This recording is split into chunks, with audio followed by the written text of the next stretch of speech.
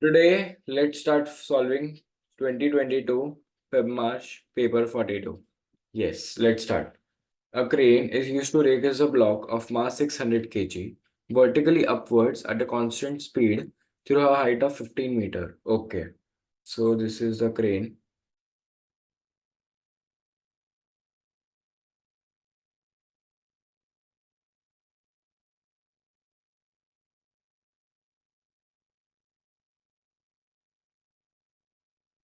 It is raising a block of mass 600 kg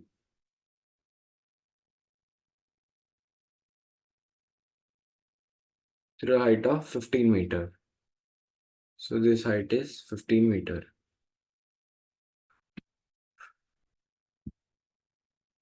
There is a resistance to motion of the block, but the crane does 10,000 joule of work. So let the work done against resistance be 10,000 joule. Find the total work done by the crane. So the total work done by the crane will be the GP gained plus the work done against resistance. So the total will be MGH plus work done against resistance is 10,000. So the total work done is equal to mass is 600, gravity is 10, height is 15 plus 10,000. Now if I put this in my calculator, the answer I'll get is 100,000 joule. Yeah. Let's go to the next question.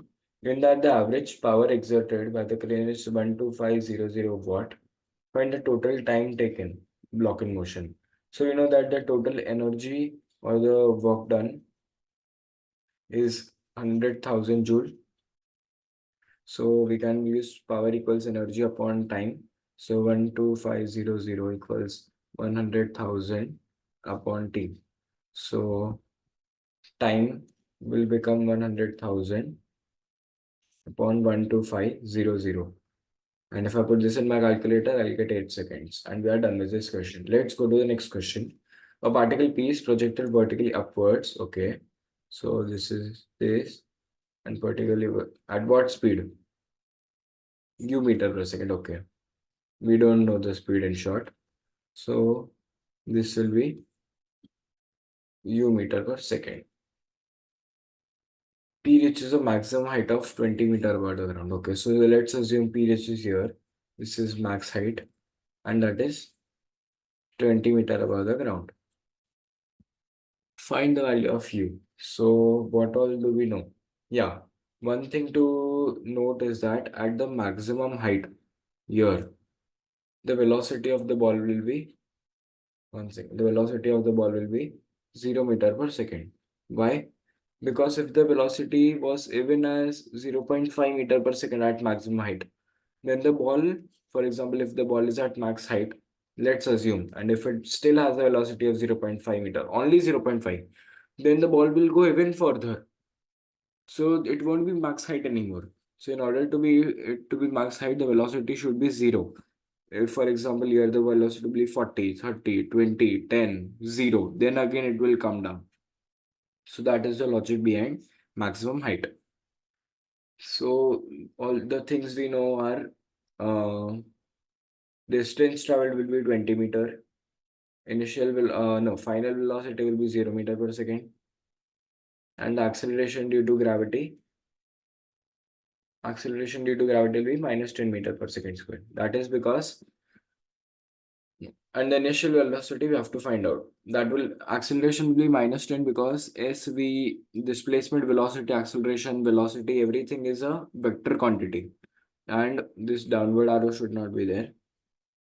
This upwards displacement 20 meter we are considering positive. This initial velocity upwards we are considering positive. This will be plus u meter per second something.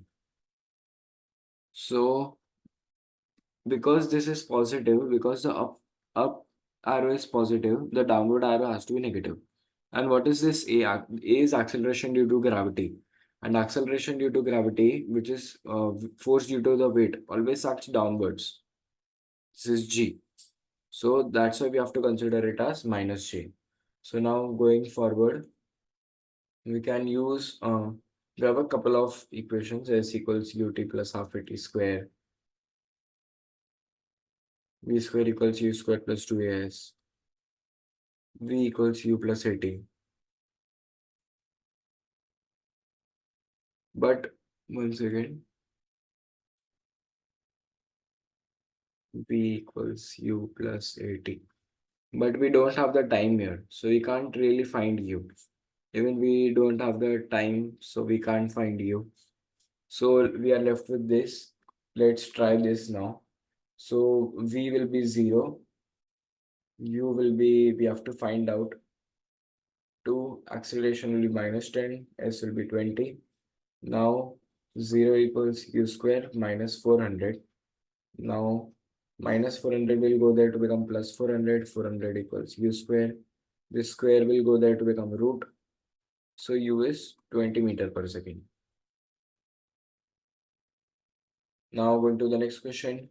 Find the total time for which P is at least 15 meter above the ground. Oh, okay. Nice, interesting question. That means this is u that we now know is thrown at 20 meter per second above the ground. How do we know? We just found out.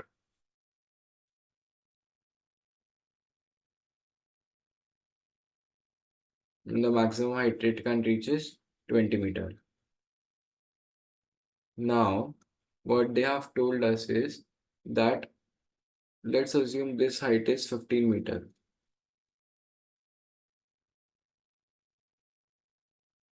So the ball will go up, it will reach here. Again, the ball will reach here. Then ball will reach max height. Ball will go here and ball will reach here. So the total time for the ball when it comes here from down, the ball will come here. That's where the stopwatch will start. So we'll time until the ball reaches here. So how much time will the ball stay above 15 meter? That's what we have to find out. So how do we do that? We know the initial velocity is 20 meter per second. Then displacement is 15 meter. And what else do we know? Acceleration due to gravity is minus 10 meter per second square. Do we know anything more related to this? I don't think so. So we can use S equals ut plus half at square. So S is 15, U is 20. We have to find out. Then half A will be minus 10 and T square. We have to find out T square. With this, we can simplify to get minus 5. So 15 is equal to 20t minus 5t square. Now this 15 will go there. So 0 equals minus 5t square plus 20t minus 15. Now if I put this in my calculator, yeah, minus 5, 20, minus 15. The answer I'll get is 3 and 1. So that means t is 3 and t is 1. So why did we get two answers? Because when the ball reaches here, from here, when the ball reaches here, this will take 1 second. And then again from this point to when the ball comes here, this will take 3 seconds. So total time, so that means this is the maximum height 20 meter, this is 0 meter, this is 15 meter. So when the ball from here, it reaches here, this will take time 1 second. And when the ball from here, it will reach here. This takes 3 seconds. So it reaches 15 at 2 points, right? At 2 different times. So that's why we got 2 different answers, 3 and 1. So now what we can do is the total time at which it will remain above 15 meter will be 3 minus 1, which is 2 seconds. Because that's where it will enter. Then it will take more 2 seconds when it comes down. So now we are done. So the answer, final answer is 2 seconds. Let's start solving the fourth question. The total mass of a cyclist on a bicycle is 70 kg. Okay. And the cyclist is riding with a constant power of 180 watt. Fine. Up a straight hill inclined at angle alpha to the horizontal, where sine alpha is 0.05. Okay, let's start drawing the diagram. So this is a inclined hill.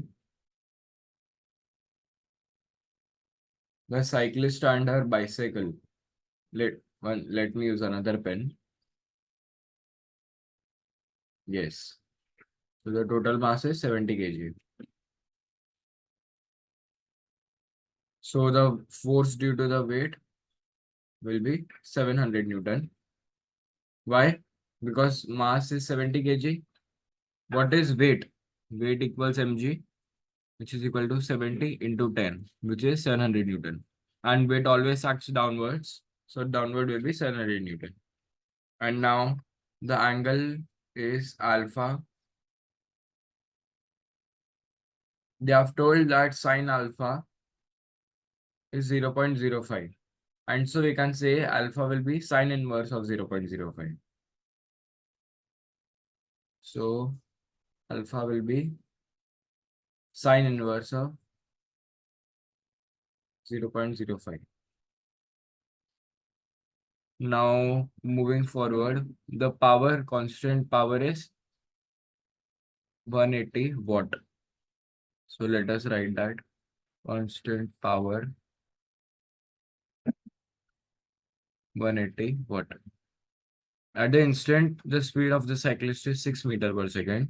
So where is the cyclist riding? The cyclist is riding up the hill or down the hill? Up a straight hill. So the speed will be here, 6 meter per second. The acceleration is minus 0.2 meter per second. Okay, so the acceleration will be in this direction, 0.2 meter per second square. Because this direction is considered positive, so this will be considered negative. There is a constant resistance to motion of magnitude F Newton. Let resistance be written in a red pen. So this will be force due to resistance. Did we miss anything? No, I don't think so. And what do we have to find? The magnitude F. What is F? The constant resistance. Okay, so let's label this F only. So this is the resistance force F Newton. Now, one thing to notice here is that there will be this force. That will be the force due to the weight. So across the slope is the formula is mg sine theta. So the mass is 70, g is 10, and sine theta will be the sine inverse of 0.05. Now, if I put any value of sine inverse of x in my calculator, the answer I'll get is x. Let me show you an example.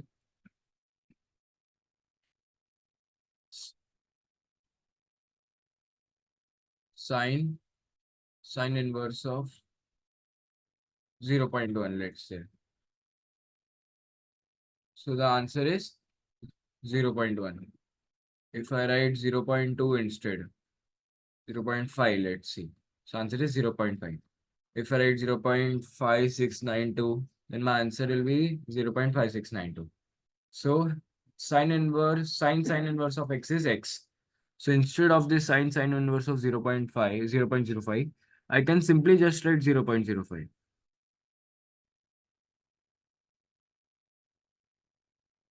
So I'll write 0.05. And there will be this force perpendicular to the plane. That will be mg cos theta. So m is 70, g is 10, and cos sine inverse of 0.01. Wait a second, I'll have to write it to the left. 70 into 10 into cos sine inverse of 0.01.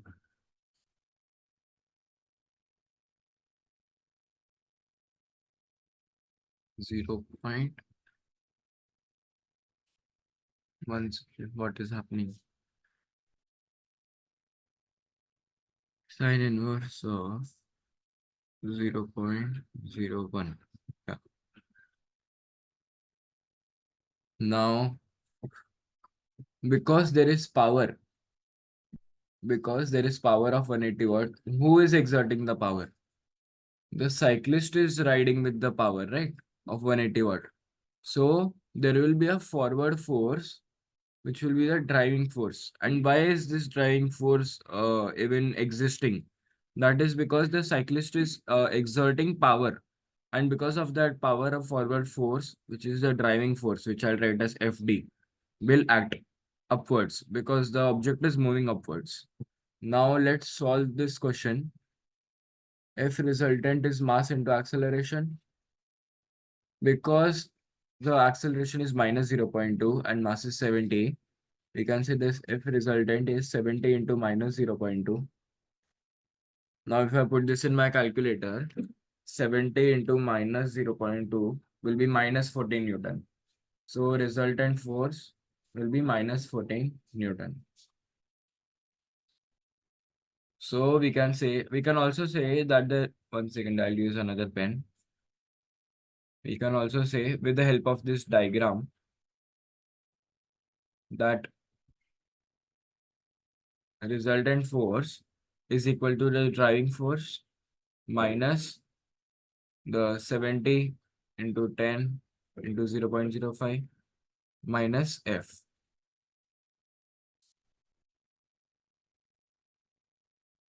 Now we know that power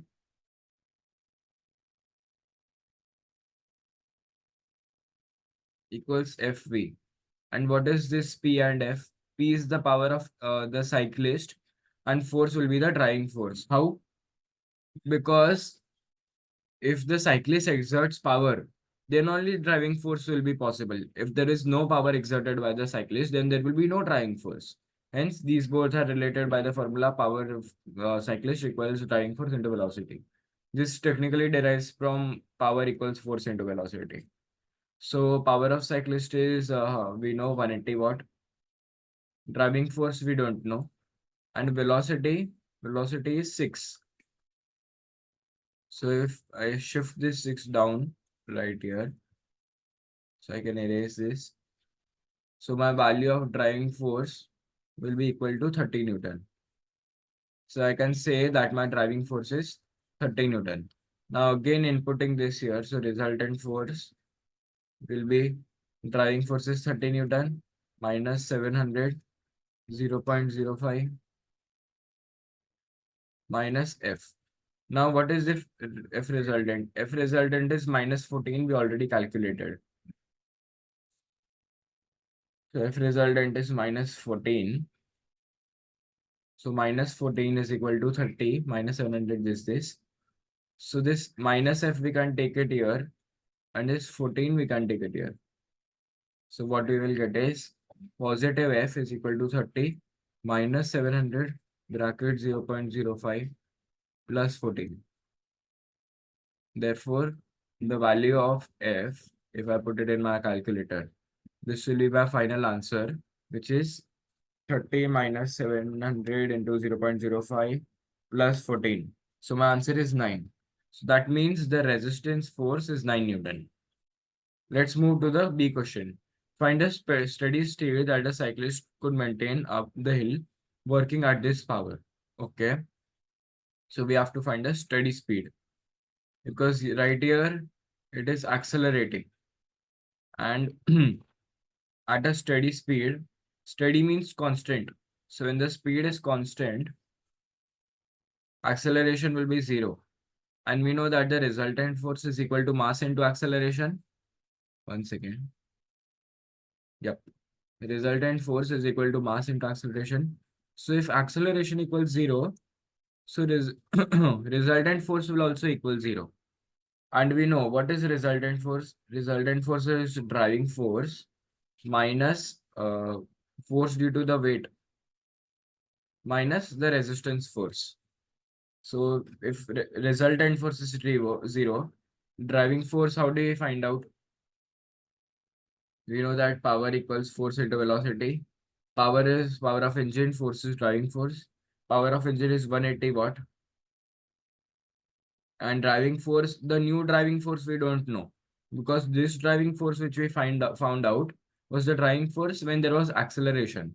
But now we have to consider that there is no acceleration. So this we'll keep it as it is. So 1 second, instead we have to find FD. So FD, I will put V underneath P. So this will become 180 upon V. So FD I can write 180 upon V. Now talking about FW, which is force into weight, that will remain the same, no changes. That will be 70 into 10 into 0.05. So minus 70 into 10 into 0.05.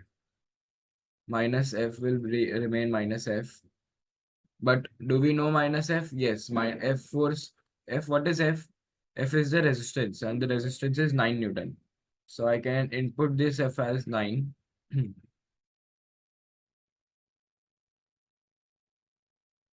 Now I will take this here and this here. So 9 plus 70 into 10 into 0.05 is equal to 180 upon V. Therefore, putting this in the calculator, 9 plus 70 into 10 into 0.05 will give me 44. So 44 is equal to 180 upon V. Therefore, V will be equal to 180 upon 44. And hence, the value of V, that is the constant speed the cyclist can maintain, will be 180 upon 44, which is 4.090909, which is simply 4.09 meter per second. Moving to the fifth question. 4 coplanar forces act at a point. The magnitude of these forces are 10 F, G, and 2F Newton. The directions of the forces are shown in the diagram. Given that the forces are in equilibrium, find the values of F and G. So what they have told us right here is that the forces are in equilibrium. And if the forces are in equilibrium, what that means is there is no resultant force. And so, for example, let's take this G Newton. So this G Newton will have two components. One component will be upwards, one component will be to the right. So this component and 10 Newton will equate each other. So this component will be equal to the 10 Newton. Similarly, this 2F Newton, that will have one component to the left. So this 2F Newton's component and this F Newton will equate each other. In short, what we can say is, 1 second, we can say is forces acting upwards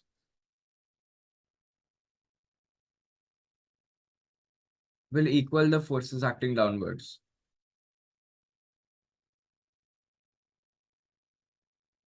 Also, the forces acting to the right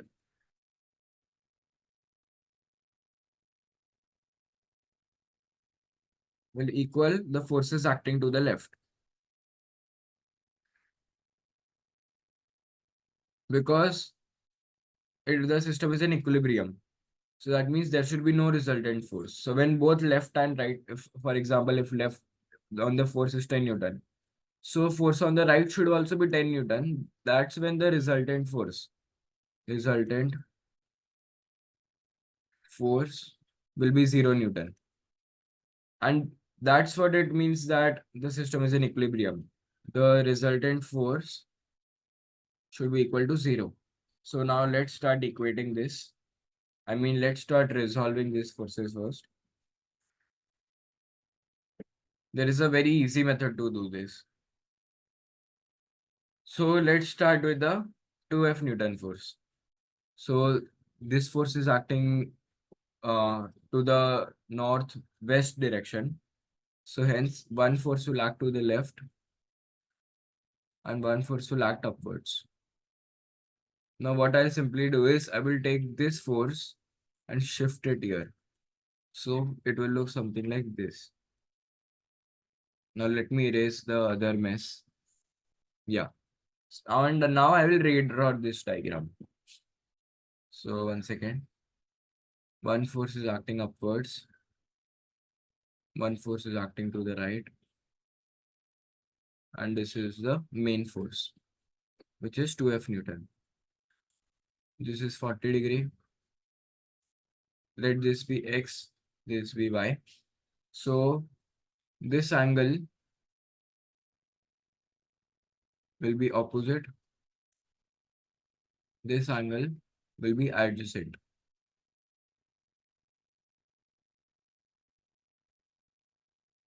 So we can use trigonometry. So sine 40 will be opposite upon hypotenuse, and this is 90 degree. So this will be the hypotenuse. So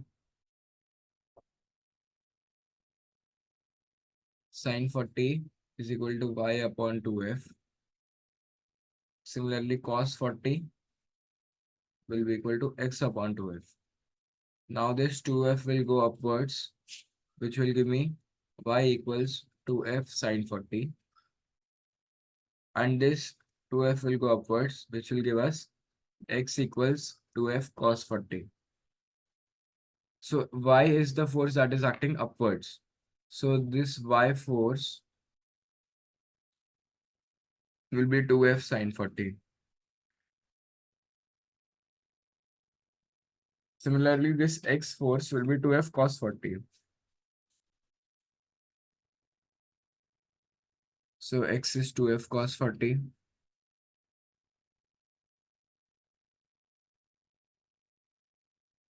The y force which is upwards is 2f sine 40.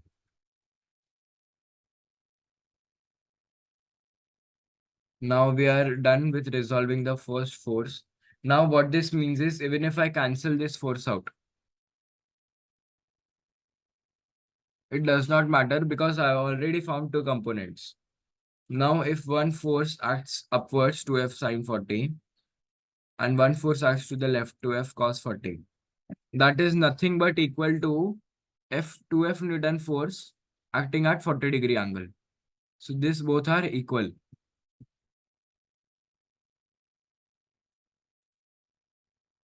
Now let's talk about G Newton force. So one force due to the G Newton will act upwards and one force will act to the right. Now this force, I will transfer it here.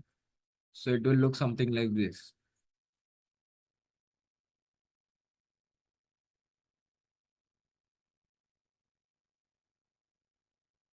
See, yeah, like this. So if I draw the diagram again, this will be G Newton, the force acting upwards, and other force acting to the right. This is 90 degree. This is 60 degree. This will, let this be Y, this be X. So this is the opposite side. This is the adjacent side.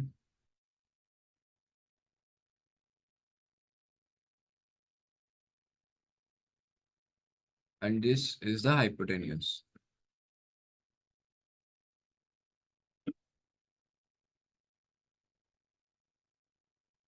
So again, we can use trigonometry. So sine 60 will be equal to opposite upon hypotenuse. Opposite is y. Hypotenuse is G Newton. So y will be equal to G sine 60.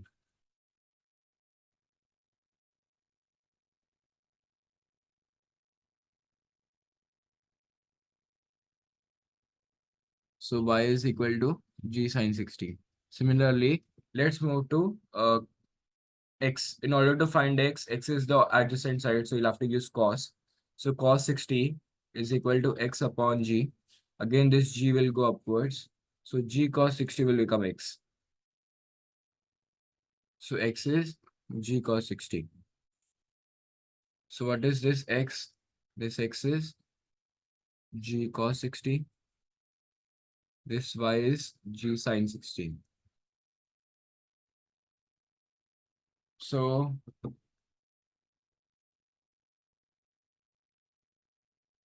this x will be g cos 60. So I'll label g cos 60 here. And this upward force will be g sin 60. So I will label g sin 60 here. Now, there is no need to equate or resolve this F Newton force because this F Newton force is on the F Newton force is acting to the right only. F Newton force is acting to the right only. So there is no need to equate. And same case with this 10 Newton force. So now I can cut this G Newton force because now I have resolved it.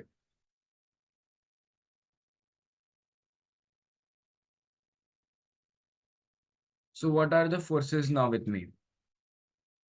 I will label horizontal forces and vertical forces.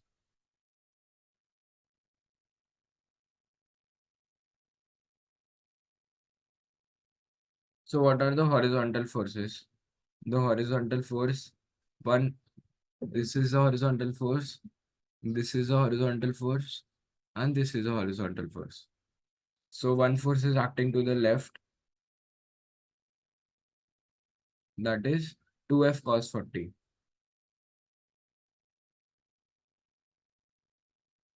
One force is acting to the right, which is F Newton. One more force is acting to the right, which is uh, G cos 60.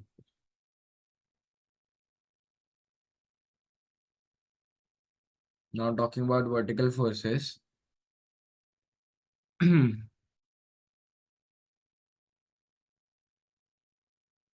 The first force is 2F sine 40.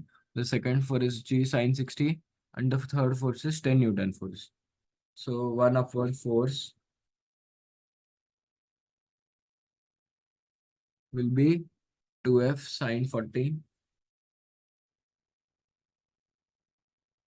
Another upward force will be G sine 60. And one downward force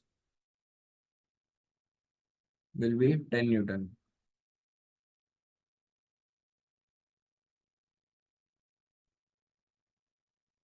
Now the next step will be, now because the system is in equilibrium, there will be no resultant force. So force acting upwards will equal force acting downwards.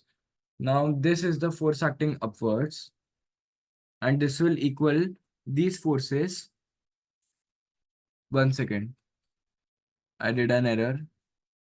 Sine 40. So what I wanted to say is these are the forces that are acting upwards. Let me write it properly. This force number one and force number two. These forces are acting upwards. So those forces acting upwards will equal the forces acting downwards. So the downward force is 10 Newton. And the force acting on the left will equal the force acting on the right. So now let's make the diagram accordingly. Let's make the equation accordingly. So 2F cos 40 will equal F plus G cos 60. This I found from here. This is our first equation. And the second equation will be 2F sine 40 plus G sine 60 is equal to 10.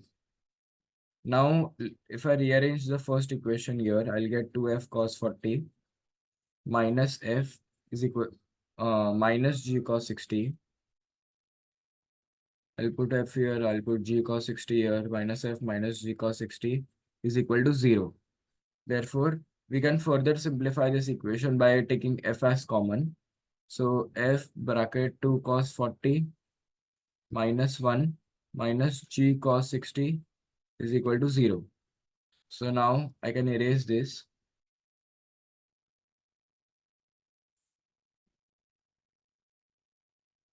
And instead, the first equation I can write it as F 2 cos 40 minus 1 minus g cos 60 is equal to 0. Now, as you can see, this first and second equation, that's what we are concerned about. So in here, this f and f are is one variable, this g is second variable. So this is nothing but a simultaneous equation. Now, if I want to solve the simultaneous equation in my calculator, I'll go to mode phi, and this is first one is ax plus by plus c. So I'll go there. So 2 cos 40 minus 1 minus g cos 60. So minus cos 60 is equal to 0. So 0. Then 2f sine 40, which is 2 sine 40. Then sine 60 is equal to 10. And yeah, this actually should be written as cos 40. Yeah. Now, if I put this in the calculator, I'm getting 4.53, 4.82, 4.53, 4.82. Now, this F will be 4.53 Newton and the G will be 4.82 Newton. And here we have our answers 4.53 and 4.82. What do we have to find? We have to find the values of F and G. So here they are. This answer is done. Let's go to B. Instead, it is given that F equals 3. Okay, so now the entire question has changed. So now instead of this F Newton right here, I can cut this F. I can write 3. Yeah.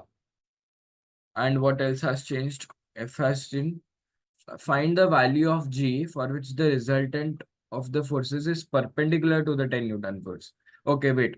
So let us differentiate horizontal and vertical again. Horizontal, vertical. Now, notice that there is nothing much has changed. Thus, this F has converted to 3. So this F is acting to the right. So this is acting to the right. Yes, this F. So nothing has changed. Just this F has become 3. So I will copy all of this again here. So one force acting to the left is 2F cos 40. 1 second.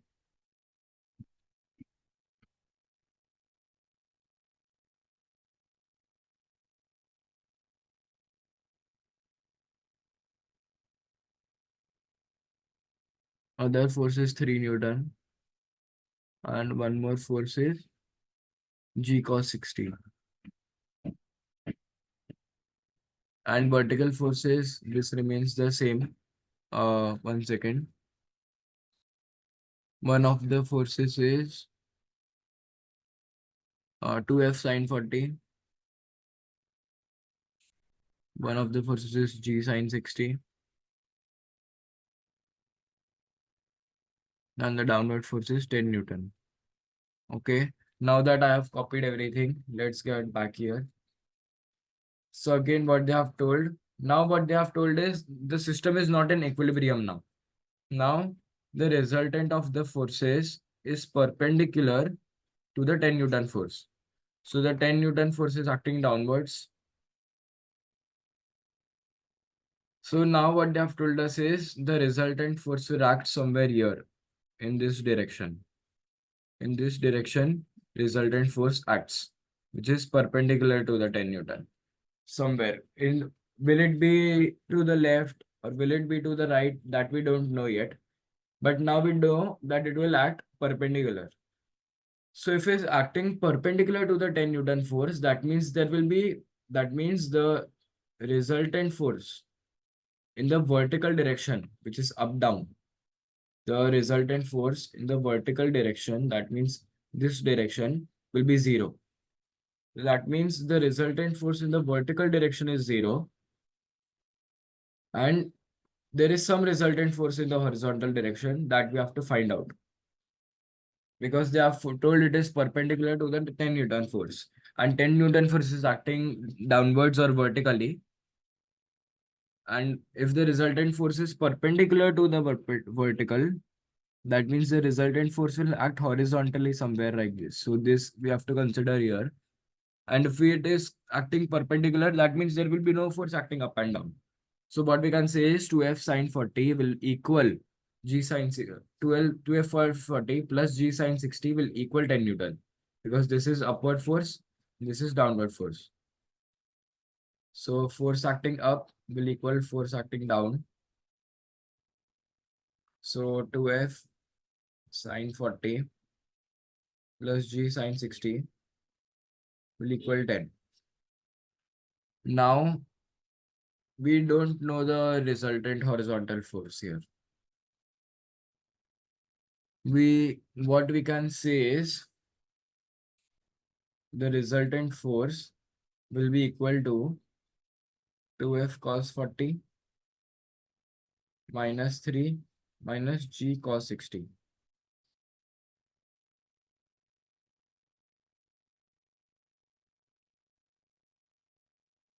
So here let's find out g in our first equation.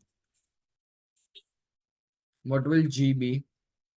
G will be nothing but, we can say g sine 60 is 10 minus 2f sine 40. Now this sine 60 can go down.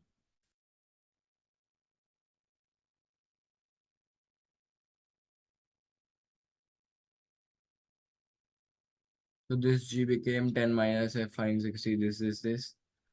Now this g, I can write it here. So g cos 60 will be 10 minus 2f sine 40 upon sine 60 into what was written here, 3 minus g cos 60. Yeah, so cos 60 was written.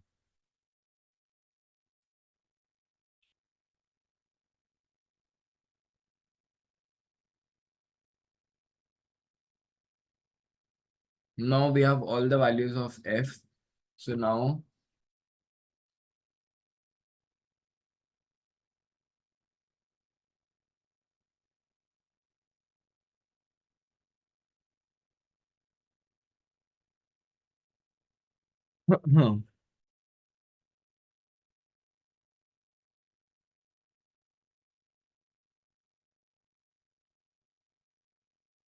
oh, so right here we have that f is 3 Newton.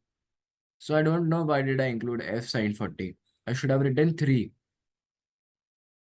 So I guess I have done some error here. This f will equal 3.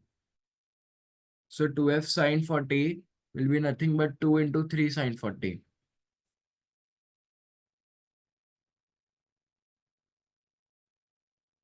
So let me erase all of this. So finally in the end, what I will get is 2 3s are 6. So 6 sine 40. 6, 1 second. 6 sine 40 plus g sine 60 is equal to 10. Therefore, g sine 60 is equal to 10 minus 6 sine 40. Now this sine 60 will go down. So g is equal to 10 minus 6 sine 40. And so the final answer will be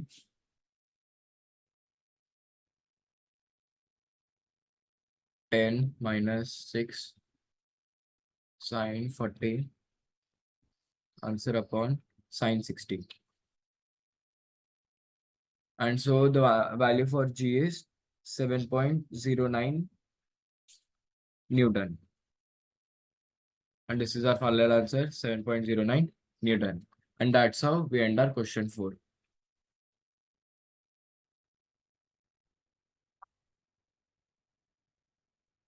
Let's start solving the 6th question.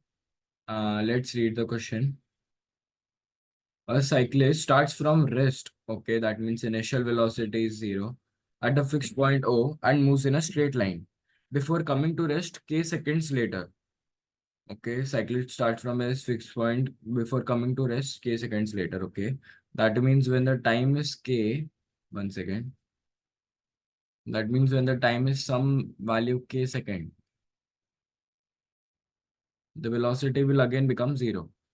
The acceleration of the cyclist is a equals this for 0 to t to k. Find the value of k. Okay, so we know that acceleration is 2t raised to minus 1 by 2 minus 3t 1 by 2 upon 5. So now we can integrate the acceleration time graph, which will give us the velocity. Because we know the velocity, we can equate it and we'll find the answer for k. So this will be the integration of 2t minus 1 upon 2 minus 3 upon 5 t raised to 1 upon 2 dt. So now the velocity will be 2t raised to minus 1 upon 2 plus 1 answer upon minus 1 upon 2 plus 1 minus 3 upon 3 t raised to 1 upon 2 plus 1 answer upon 1 upon 2 plus 1 plus c, that we should never forget in integration. That means we should never forget the plus c. So therefore, now let's simplify this. 2t raised to 1 upon 2 answer upon 1 upon 2 minus 3t raised to 3 upon 2 answer upon 3 upon 2. So now what will happen is this 2 will go up and here also the 2 will go up and this 3 will cancel out. Become 1 1 plus c. So let me write it again. If this 2 goes up, so it will become 4t raised to 1 by 2 minus 2t raised to 3 upon 2 plus c. Now we know that what is c? This c is the y-intercept. That means if in a graph, if this is a velocity time graph, if it goes something like this, at time equals 0, what will be the velocity? This velocity will be the c. Now we know that the cyclist starts from rest. That means the initial velocity will be 0 meter per second from a fixed point 0. So that means the initial velocity will be somewhere 0 here. So c is 0. Hence c is 0.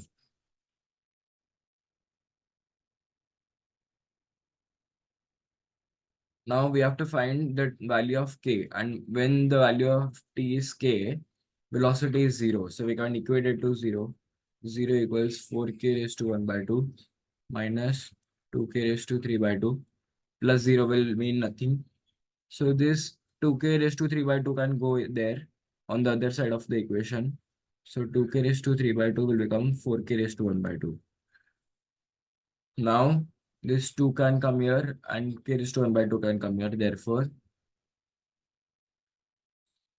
k raised to 3 upon 2 upon k raised to 1 upon 2 is equal to 4 upon 2. Therefore, k raised to 3 upon 2 minus 1 upon 2 is equal to 2. Therefore, k is equal to 2. And so we found out our answer. The answer is time equals 2 seconds or k equals 2 seconds. Now I guess I have done some error here. 1 by 2, 1 by 2, 3 by 5. Yes, this 5 I did not write it down here. So this will be 3 into 5 also. So this will be 2 upon 5. Even this will be 2 upon 5. So this will be 2 upon 5. Now this 5 will go up there, which will give us 5 fours are 20. So this will simplify to give 5 into 4 upon 2. So 2 ones are 2 twos are. So answer is technically 10. So the answer is 10 seconds. So K is 10 seconds. I hope you understood the error. There should be 5 here. So 5 bracket 1 upon 2 plus 1 will become 5 bracket 3 upon 2, which will give us 15 upon 2. So this should be 15 and I rectified my error and finally we got the correct answer. Let's move to the next question. Find the maximum speed of the cyclist.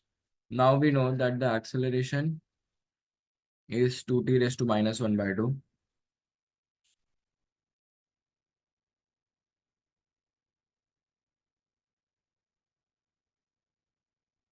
And minus 3 upon 5 t raised to 1 by 2.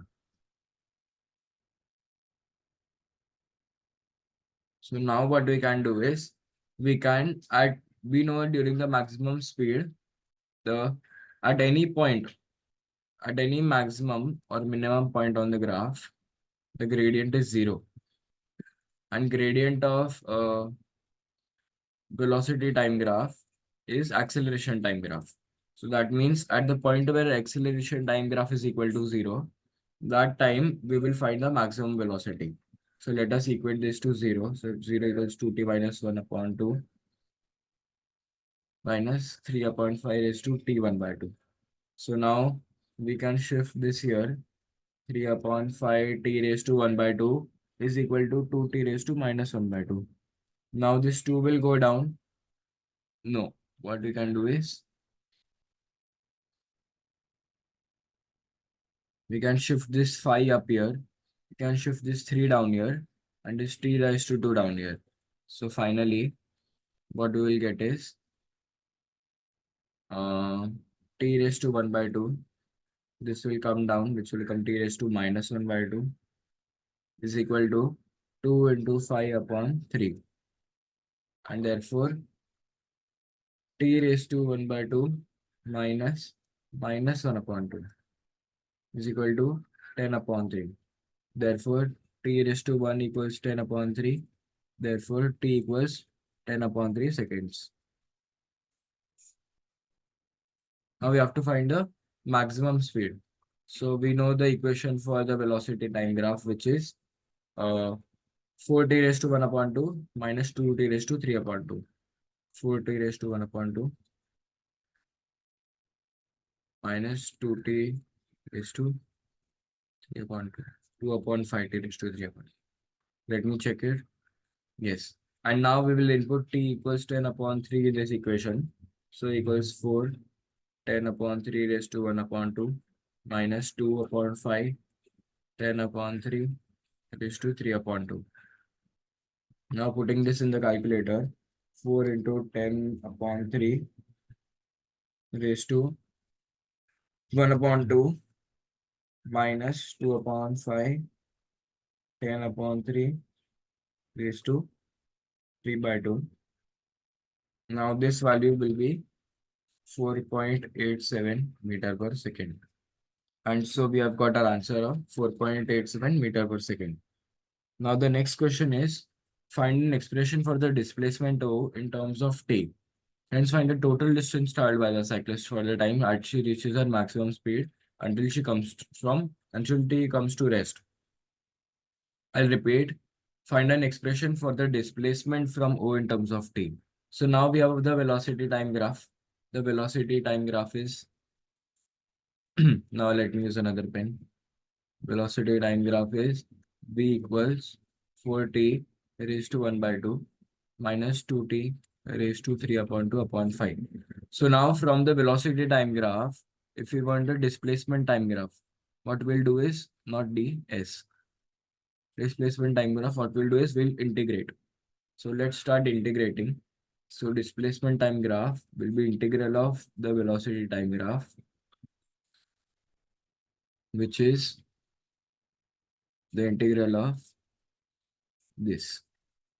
Therefore, displacement will be 4t raised to 1 upon 2 plus 1, answer upon 1 upon 2 plus 1, minus 2 upon 5, t raised to 3 upon 2 plus 1, answer upon 3 upon 2 plus 1, into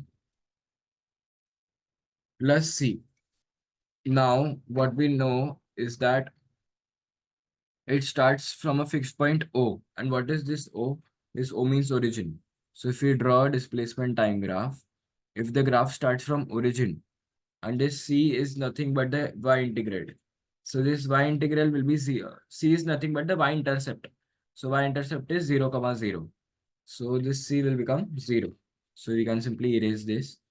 Now further simplifying the s term. So s is 4t raised to 3 upon 2, answer upon 3 by 2, minus 2 upon 5, t raised to 5 by 2, answer upon 5 upon 2. Now this 2 will go up and this 2 will go up, which will give us 8t raised to 3 by 2 upon 3 minus 4t raised to 5 upon 2 upon 5 5 will be 25. So we have done this. We have found out an expression for the displacement. Next, hence find the total distance traveled by the cyclist from the time when she reaches her maximum speed until she comes to rest. So at what time does she reach the maximum speed? So time at which she reaches max speed is equal to 10 upon 3. And time at which it comes to rest is 10 seconds. Right here we found out that what is k? Coming to rest at k seconds. That means when time is k seconds, velocity is 0. And we found out that k is 10. So these are our limits. Now let's integrate this. So 8t raised to 3 upon 2 upon 3 minus 4t raised to 5 by 2 upon 25. Now putting the limits as 10 and 10 by 3, we will get the answer as, let me put this in my calculator, 8t raised to 3 by 2, answer upon 3, minus 4t raised to 5 by 2, answer upon 25. Now solving this, if I put answer as 10, I'll get 33.73. And if I put 10 by 3, I'll get 12.983. So minus 12.983. So therefore, the total distance traveled. So therefore, answer, the distance traveled will be 33.73 minus 12.983, which is 20.75 meter. So our final answer is 20.75 meter. Now going to the next question. A bead A of mass 0.1 kg is threaded on a long straight rigid wire inclined at this horizontal. Okay. So let's start drawing the diagram once we know vessel.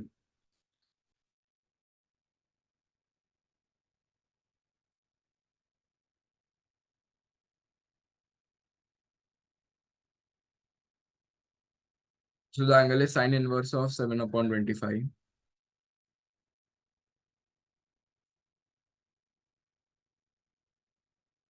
Just for information's sake, let's find out what is sine inverse of 7 upon 25. So if I put that in my calculator, sine inverse of 7 upon 25 is 16.3 degree. And mass is 0.1.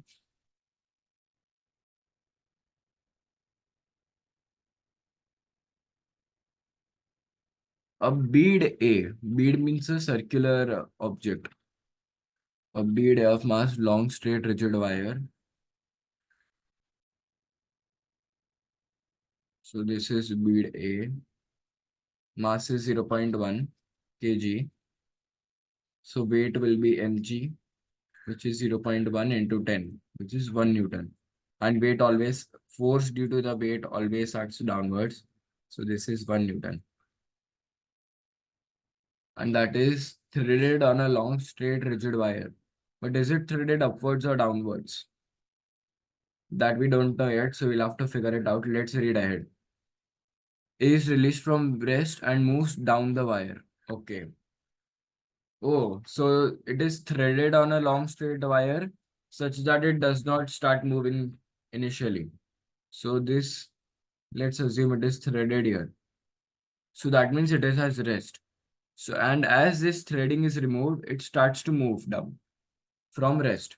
So this threading is not important to us. What is important is it starts from rest. That means the initial velocity is 0 meter per second.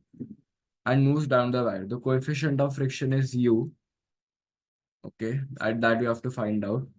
And when A has traveled 0.45 meter down the wire. So let's draw 0.45 meter here. So let's assume that this is 0.45 meter.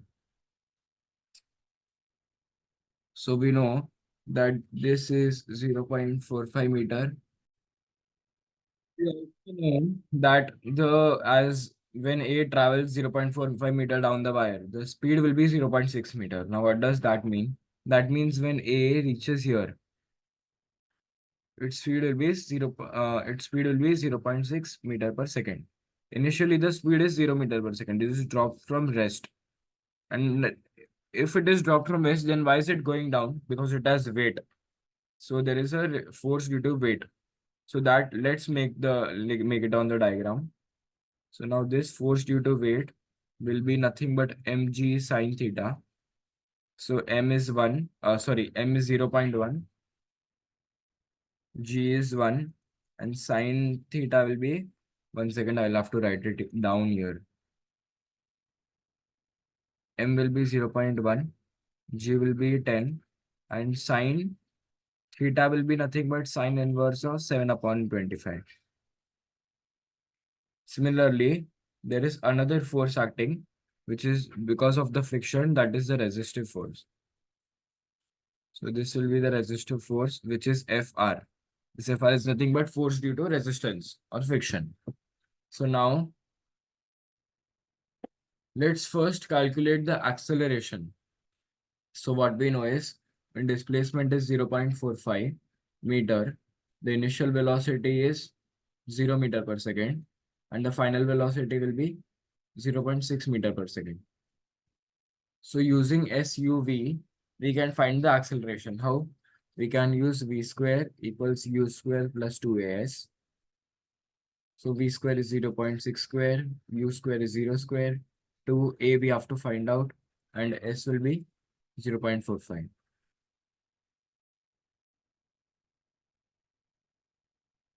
So 0.6 square is equal to 0.98. Now this 0.9 will go down. This will become upon 0.9.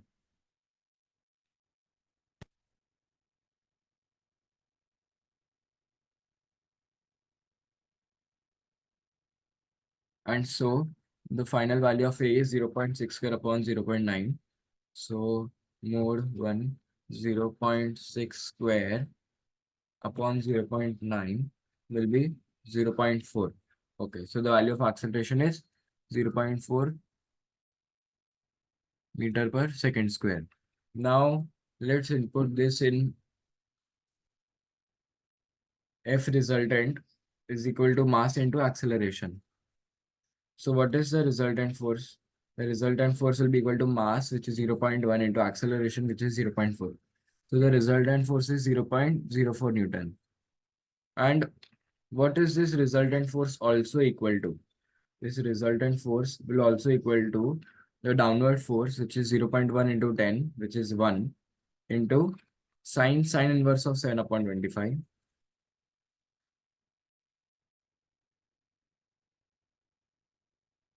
minus this force upwards, which is Fr.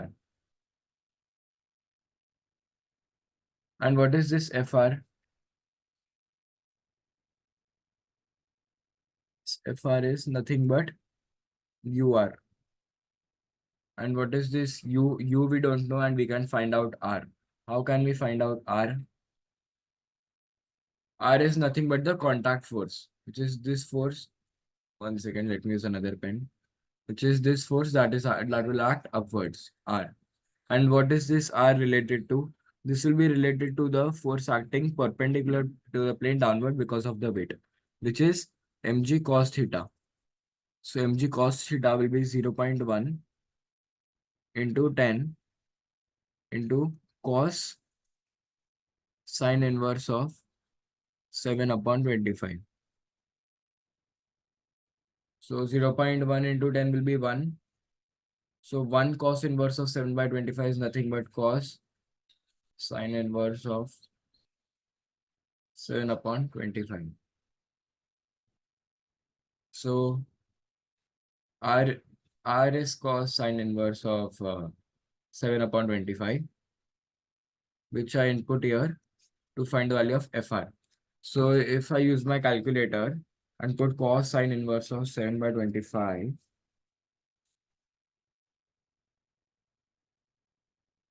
so the value will be 24 upon 25. This is 24 upon 25. So FR will be 24 upon 25 micro. Now let's get back here. Instead of F resultant, even this is F resultant, so I can write 0.04. Now, therefore, 0.04 will be equal to this one sine inverse of 7 by 25. Now, if I put this in the calculator, the answer I'll get is 7 upon 25 minus FR. Minus FR will be minus, this is FR. So minus FR will be minus 24 upon 25 micro. Now, I can shift this here, which will give me 0.04 minus 7 upon 25 is equal to minus 24 upon 25 micro.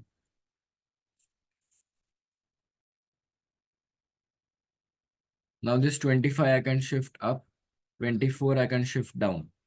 So if I shift 24 down and 25 up,